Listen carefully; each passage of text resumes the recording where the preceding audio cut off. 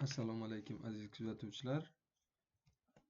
Bugun sizlar bilan Edugames.uz o'sha ta'lim platformamizda yangi funksiya qo'shildi. Demak, biletlar bu qayerda ishlatish mumkin?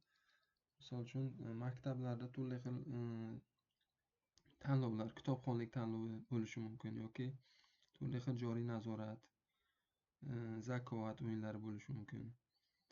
Mana oliy ta'limda joriy nazorat, oraliq nazorat, yakuniy nazoratda biletlar oldin qog'ozda ishlab chiqilgan bo'lsa, hozir endi elektron doskalarda, demak, og'zaki oraliq nazorat olishda bu juda ham samarali foyda beradi. Misol uchun ko'rib chiqamiz. Bundan oldin sizlar bilan demak random funksiyasi qo'shilgandi. Buni oldingi videolarimizda biz ko'rsatib o'tdik, qanaqa foydalanishni.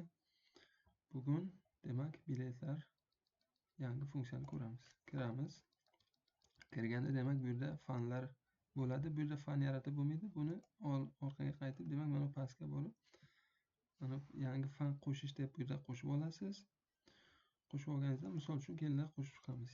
Tarix fani bo'lsin, tarix. Xo'p, mana saqladik. Endi qaytamiz bosh menyuga. Mana biletga kiramiz.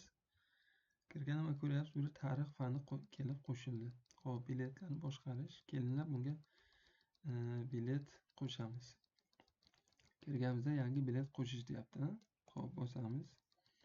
Savolni kiriting deyapti. Mana bu yerda hozir savol bor. Birinchi savol: tarix fani nimani o'rganadi? Xo'p, mana qo'shdik. Endi javobni pastki qismiga mana javobni kiriting deyapti. Javobni kiritamiz. Demak, birinchi biletni birinchi savoli va javobini kiritdik. Yangi savol qo'shish. Bitta bilet tortganda bitta savol bo'lishi mumkin. 2 ta, 3 tagacha qo'shish, 5 tagacha qo'shish mumkin. Mana yangi savol qo'shish. Demak, birinchi biletning ikkinchi savoli. Xo'p, ikkinchi savolni ham qo'shamiz mana. Xo'p, savolni kiritdik. Endi javobni kiritamiz. Xo'p, mana kiritdik. Ikkita savol kiritdik. Uchinchisini ham kiritishimiz mumkin. Xo'p, hozir bu yerda ikkitadan savol oldik bitta biletga. Endi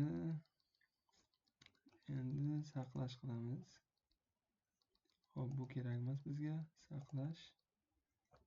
Xo'p, mana bitta bilet bu yerda tayyor bo'ldi. Endi ikkinchi bilet, yangi bilet qo'shish. Xo'p, ikkinchi bilet uchun demak savol kiritamiz. Qadimgi odamlarning asosiy mashg'ulotlari nimalar bo'lgan? Kiritdik. Endi javobni kiritamiz. Xo'p, javobni kiritdik. Yangi savol qo'shish. Ikkinchi savol, ikkinchi bilet, ikkinchi savolni kiritamiz. Mehnat taqsimoti debdi. Ikkinchi bilet, ikkinchi savol, javobni kirityapmiz. Saqlash. Uchinchi bilet qo'shyapmiz. Demak, uchinchi bilet birinchi savoli. Xo'p, buni qo'lda ham kiritish mumkin yoki sizlarning takliflaringizdan kelib chiqib, Word variant tayyorlab turib, avtomatik Worddan ham savollarni joylash mumkin. Imkoniyatlari bor. Ikkinchi savol, uchinchi bilet, ikkinchi savol. Uchinchi bilet, ikkinchi savol, javobini kiritdik. Endi saqlash. Saqlab bo'lganimizdan keyin mana bu yerda biletlarimiz paydo bo'ldi. Xo'p, ko'rish. Mana ko'rish tugmasini bosib, mana bu yerda 3 ta bilet tayyor bo'ldi. Endi aytaylik, maktabda yoki universitetda, texnikum, kollejda qayerda bo'lishidan qat'iy nazar oraliq nazorat bo'lyapti yoki qandaydir kitobxonlik tanlovlari bo'lyapti. Og'zaki javob beradigan bo'lsa, o'quvchi yoki talaba chiqib elektron doskada yoki misol uchun kompyuterda bitta biletni tanlaydi. Aytaylik, ikkinchi bilet. Mana ko'ryapsiz, bu yerda savollar ko'rinyapti, javoblar yo'q. Demak, o'quvchi chiqib biletni tanladi, ikkinchi biletni va ochdi. Ochganda ikkita savol unga beriladi, u javob beradi. Birinchi savolga javob berdi. Qadimgi odamlarning asosiy mashg'ulotlari nimalar bo'lgan deyapti. Xo'p, o'quvchi yoki talaba javob berdi. Endi javobni qanchalik to'g'riligini tekshirish uchun mana belgini bosamiz. Mana ko'ryapsizlar, bu yerda javob quyidagicha ekanligini ko'rishingiz mumkin.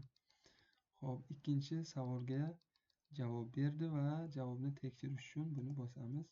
Mana bu yerda javobni ko'rishingiz mumkin. Xo'p, keyin bu bilet uje o'yindan chiqdi. Endi keyingi o'quvchi yo talaba chiqib, keyingi biletni tanlaydi.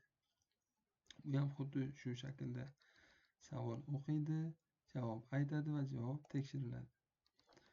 Xo'p, bu biletlar hammasi tugagandan keyin buni qayta, demak, yopib aralashtirish mumkin. Bu joylari almashadi. Misol uchun ikkinchi bilet ochganda boshqa savol keladi.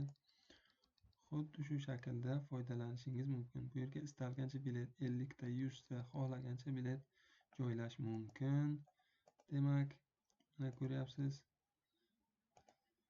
Hozircha sizlarga yetkazmoqchi bo'lgan yangiligimiz shular. Tez orada yana yangi qiziqarli funksiyalar qo'shib boryapmiz. Bizni kuzatib boring. Bizga obuna bo'ling.